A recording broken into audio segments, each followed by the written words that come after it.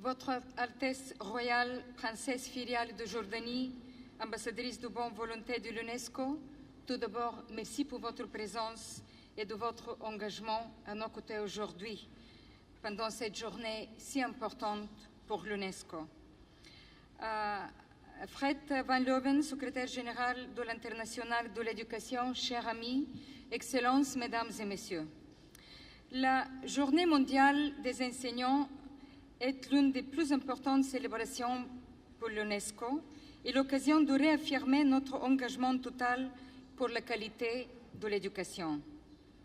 J'ai dit plusieurs fois, rien ne remplace un bon enseignant.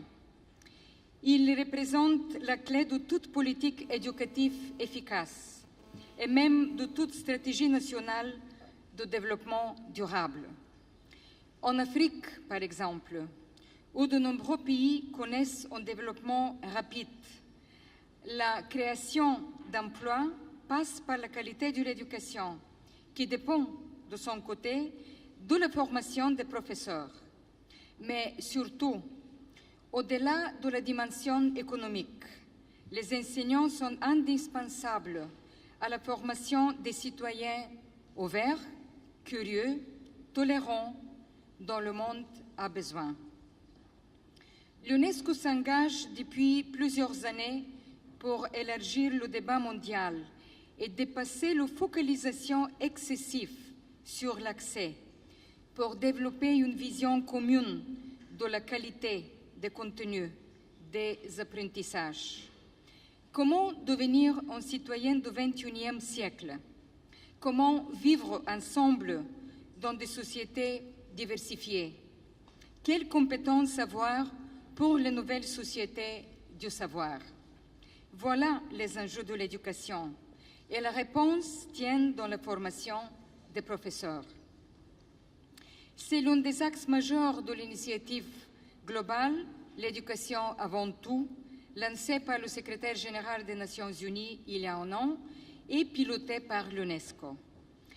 Nous avons fêté la semaine dernière le premier anniversaire de cette initiative, en présence de la courageuse Malala Yousafzai, qui s'est exprimée dans le cadre de l'Assemblée générale des Nations unies. Et elle a dit, au lieu d'envoyer des armes, au lieu d'envoyer des tanks dans tous ces pays qui souffrent du terrorisme, envoyez des livres. Au lieu d'envoyer des soldats, envoyez des enseignants. C'est la seule façon de se battre pour l'éducation. Et aux côtés de Malala Yousafzai, il y avait aussi son enseignant, il y avait sa professeure. J'ai regardé en venant ici avec plaisir les ateliers présentés à l'extérieur de cette salle, les mini-laboratoires scientifiques, les nouveaux outils pédagogiques. Ils m'ont rappelé les efforts de l'UNESCO pour soutenir l'éducation scientifique, technologique et mathématique. Par exemple, en Afrique, notamment auprès des filles, pour les aider à développer leur potentiel. Il y a une immense énergie de la part des professeurs qui demandent à être soutenus, encouragés. Et c'est notre rôle et le but de cette journée. Selon les estimations de l'Institut des statistiques de l'UNESCO, il manque aujourd'hui plus d'1,5 million d'enseignants pour atteindre les objectifs de l'éducation primaire universelle d'ici 2015 et plus de 3 millions d'ici 2030. Les chiffres sont tout aussi criants dans le premier cycle du secondaire. L'Afrique et les États arabes sont les régions les plus touchées par cette pénurie.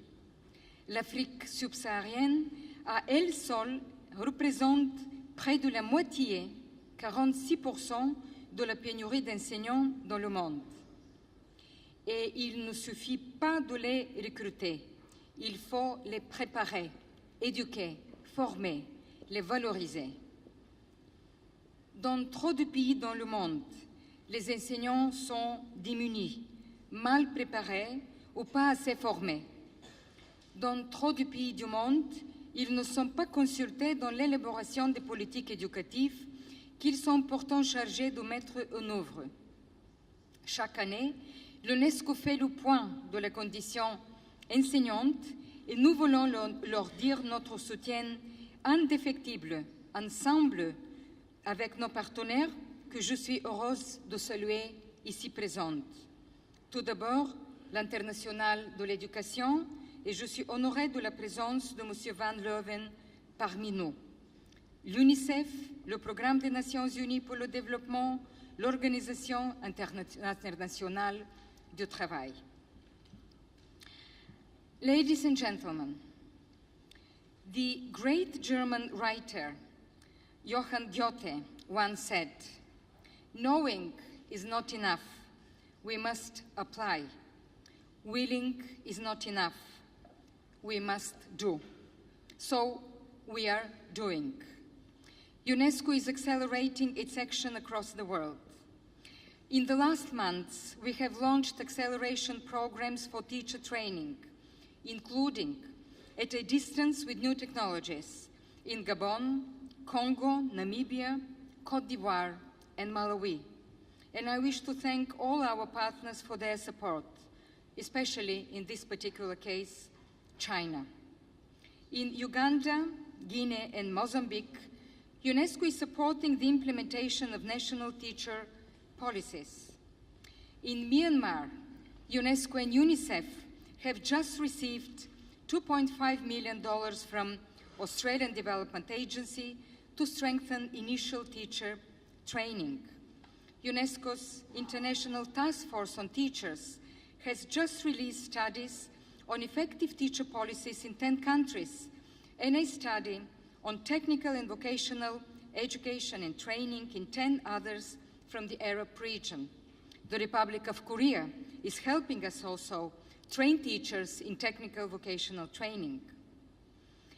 Our next Education for All Global Monitoring Report, to be published in January, explores the best ways to invest in teachers, their recruitment, training, deployment, and retention, to accelerate efforts in the big push towards 2015. UNESCO is following closely the first Global Teacher Status Index undertaken by one of our partners, the Varkey James Foundation. We act on all of these levels because we know a good teacher encourages parents, especially from disadvantaged backgrounds, to send their children to school. We know a good teacher provides children with the knowledge and skills they need for a world of change. We know a good teacher inspires and shows children the way towards tolerance, solidarity, creativity, and respect. These are the messages we sent on this World Teachers' Day to the women and men who have changed our lives and who are changing the lives of our children. Teaching is a profession, but it is also a vocation.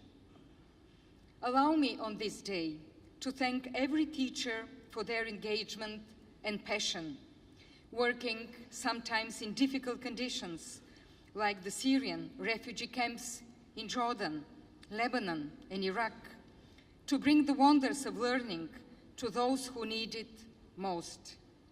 I welcome you all to UNESCO today. This has always been and is a house for teachers. We need your experience and your vision to continue shaping the global debate on human development for the century ahead.